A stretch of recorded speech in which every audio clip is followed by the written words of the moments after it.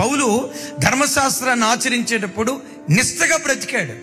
ఇప్పుడు జీవం కలిగిన దేవుని దగ్గరకు వచ్చిన తర్వాత ఆ నిష్ఠ, ఆయన ప్రతిష్ట, ఆయన సమర్పణ, ఆయన త్యాగం మరెక్కువ అవటానికి దేవుడు కృప చూపించాడు.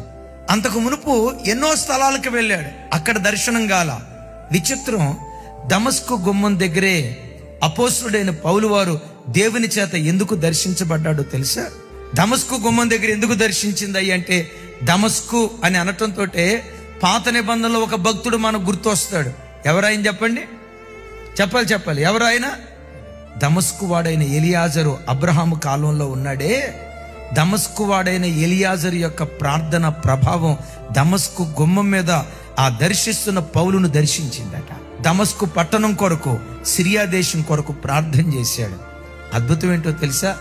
ఆ దైవజనుడు, ఆ దాసుడు ప్రార్థన చేసింది 1500 సంవత్సరాల క్రితం. ఆ ప్రార్థనా పరుడు చనిపోయాడు, కానీ ఆ ప్రార్థనా ప్రభావం దమస్కు గుమ్మం దగ్గర పని చేయటాన్ని బట్టి సౌలు పౌలుగా మారిపోయాడు.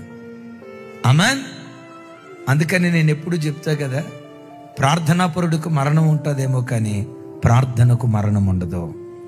ఏ గ్రామం కొరకు నువ్వు ఏడ్చావో, ఏ పిల్లల కొరకు ఏడ్చావో, ఏ బంధువుల రక్షణ కొరకు ఏడ్చావో, ఏ భర్త మార్పు కొరకు ఏడ్చావో, ఏ బంధువుల రక్షణ కొరకు దేవుని సన్నిధిలో నువ్వు కన్నీళ్లు కార్చావో, ఆ ప్రార్థన ప్రభావం నువ్వు చనిపోయిన తర్వాత కూడా నీ గ్రామం మీద తప్పకుండా పనిచేస్తుంది, నీ దేశం మీద తప్పకుండా పనిచేస్తుంది.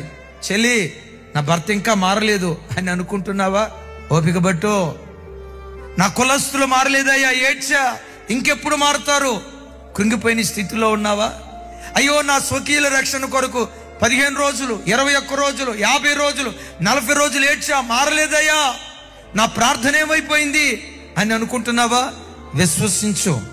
ప్రార్థించిన నీవు నేను ఏదో ఒకరోజు చనిపోతావేమో, కానీ మన ప్రార్థన తరతరాలు బ్రతికే ఉంటుంది. మనం చనిపోయిన తర్వాత కూడా మన ప్రార్థన ప్రభావం మన దేశాన్ని తప్పకుండా దర్శించునుగాక.